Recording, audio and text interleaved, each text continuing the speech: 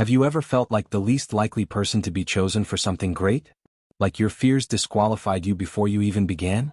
If so, you're not alone, and you're not without hope. This is the story of Gideon. Not the warrior we often imagine, sword raised, leading armies, but the young man hiding in a winepress, shaking, unsure and small in his own eyes. This is a story for anyone who's ever whispered, "God, are you sure you meant me?" For the anxious, the unqualified, the hesitant leaders hiding behind quiet hearts. What if the courage you long for is already growing inside your fear? Welcome to Psyche of Faith, a space where ancient stories meet modern hearts. We don't just study the Bible, we listen to its heartbeat. We explore the emotional journeys behind the verses, the inner wounds behind the victories, and the quiet prayers behind public callings. If you've ever felt unseen, uncertain, or emotionally tangled in your walk of faith, you're in the right place.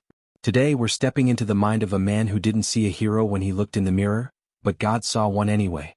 Let's talk about Gideon.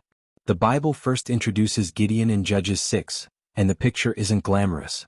He's threshing wheat in secret, hiding from the Midianites who had taken control of Israel. He's not standing tall, he's crouched in fear. His nation is starving, oppressed, and desperate. Gideon is doing what he can, but he's scared, cautious, and inwardly defeated. So when the angel of the Lord appears and calls him a mighty warrior, it sounds almost like a cruel joke. Gideon? Mighty? Surely the angel meant someone else. Anyone else. But God rarely calls the obvious. He often speaks to the very place we feel weakest. That's exactly what he does here. Gideon responds not with faith but with excuses. My clan is the weakest in Manasseh, and I am the least in my family. Translation, I don't have what it takes. I wasn't built for this. Gideon saw his history as proof of disqualification. But God saw something deeper, a trembling heart that was still willing to listen. That's all God needed to begin. Let's pause here. This moment in Gideon's life exposes a deep psychological wound many of us carry. Imposter syndrome. That haunting feeling that we're faking our way through everything. That if people really knew us, our doubts, our insecurities, our fears, they'd take back every opportunity. Gideon's fear wasn't just circumstantial. It was internalized. He had built an entire identity around the lie that he was too small to matter. And yet, God calls him not by his fear but by his future, mighty warrior. Gideon's inner battle is also about safety versus calling. He had adjusted to survival mode, doing just enough to get by. God's invitation to lead Israel wasn't just a call to action, it was a challenge to his comfort zone. Stepping out meant risking failure, criticism, humiliation. This is where many of us get stuck. We think we're waiting for confirmation when really we're afraid of exposure. Gideon's fear wasn't irrational, it was human. And God didn't shame him for it. He worked with it. As the story unfolds, Gideon still struggles to believe. He asked for signs not once but twice. The fleece test. The dew. The need for certainty. We often read those moments as lack of faith, but what if they're actually evidence of deep anxiety? Gideon isn't mocking God. He's trying to build emotional safety in a terrifying moment. It's not rebellion, it's regulation. His nervous system was overloaded and the signs helped him breathe. Even this, God met with patience. And yet, through all his doubts, Gideon obeys. He tears down idols in the night. He assembles an army. And then, in one of the most psychologically striking moves in Scripture, God reduces that army from 32,000 to just 300. It's like God was saying, you're not allowed to rely on numbers. You'll have to rely on me. Imagine the terror. The panic. The voice in Gideon's head screaming, you'll fail.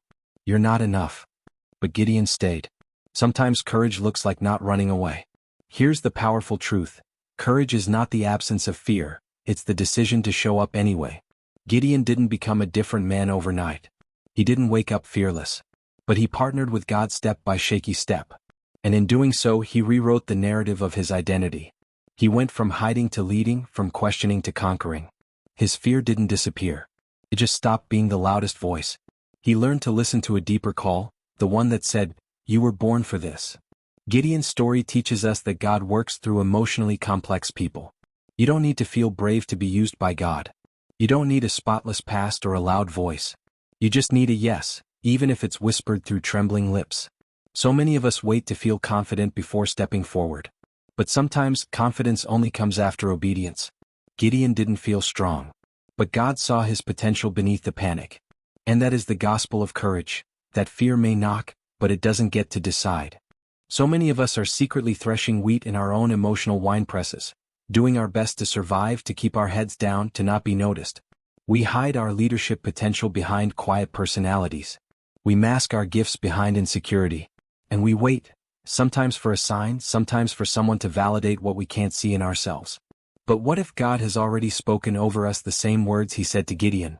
What if he's already calling us mighty warrior, even while we're trembling and hiding? Gideon's transformation wasn't instant. It was layered, tender, and full of setbacks. That's what real emotional growth looks like. There's no magic switch. It's a journey of reimagining how we see ourselves, of letting God's words speak louder than our wounds. One of the hardest things for any of us to do is believe that we are more than our fear, more than our past, more than our status. But courage begins the moment we say, maybe God sees something in me that I've missed. Gideon faced external enemies, yes, but his greatest battle was internal. The Midianites were real, but so was the self-doubt. And that's true for many of us. Our greatest war is not always with people, it's with our thoughts. With the voice that says, you're not ready. You're too weak. You don't belong. The battlefield of the mind is where most destinies are won or lost. And God, in his kindness, doesn't just rebuke our fears, he walks with us through them. There's a beautiful moment in Gideon's story where God lets him overhear a conversation in the enemy's camp. A soldier is talking about a dream, how Gideon will defeat them. That overheard dream becomes Gideon's turning point. Sometimes God sends encouragement in unexpected ways. Through others, through signs, through dreams. He knows how fragile our confidence can be. So he whispers reminders of his power in the very places where our fear is the loudest. God doesn't just call us, he sustains us. When Gideon finally leads the 300 men into battle, he does it with torches and trumpets. Not swords. Not strength. Not force. Just faith and obedience. The victory wasn't about military might. It was about surrender. And this is where many of us get it wrong. We think courage looks like force. But in God's kingdom, courage often looks like trust. It looks like doing the thing scared. Like moving forward before the fear goes away. Like believing his voice more than our feelings. Healing begins when we stop waiting to feel ready. Gideon was never fully ready. But he was available. That's all God needed. The same is true for us. God is not asking for perfection. He's not waiting for you to become fearless. He's just asking you to show up, to the moment, to the mission, to the identity he already placed in you. What if you stopped arguing with God about your worth? What if you simply said, yes, Lord, I'm scared, but I'm here? Take a breath. Let that sink in. Your fear is not a disqualifier, it's a doorway. A sign that you care. A signal that you're standing at the edge of something sacred. Like Gideon, you don't need to be bold to begin. You just need to begin. One act of obedience. One step forward. One whisper of faith. That's how courage grows. Slowly. Gently. Not in the absence of trembling, but in the presence of trust. God is not afraid of your fear. He knows how to turn it into strength. So today, if you're hiding, emotionally, spiritually, or relationally, remember this. Gideon's journey began in secret, in fear, in questions. But it ended in leadership, freedom, and legacy. Your starting point doesn't define your future. God meets you in the cave, not the castle. He begins his work in the quiet places. And from there he builds something eternal. Let Gideon's story remind you that fear doesn't get the final word. God does. And his word over you is full of possibility. Maybe you've been waiting for a sign. This is it. Not because these words are magical, but because the God who called Gideon still calls today. And he doesn't wait until you're polished to use you. He begins with raw faith and trembling hands. There's a mission only you can walk. A battle only you were born to fight. Not because you're strong, but because you're chosen. And that's more than enough. So hold the torch. Blow the trumpet. The victory never depended on you anyway. If this message touched something in your heart today, take a moment to sit with it. Breathe it in.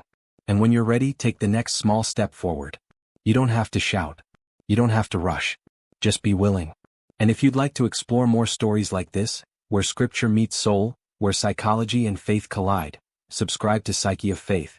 You're not alone in your fear, and you were never meant to hide forever. Mighty warrior, your story isn't over yet.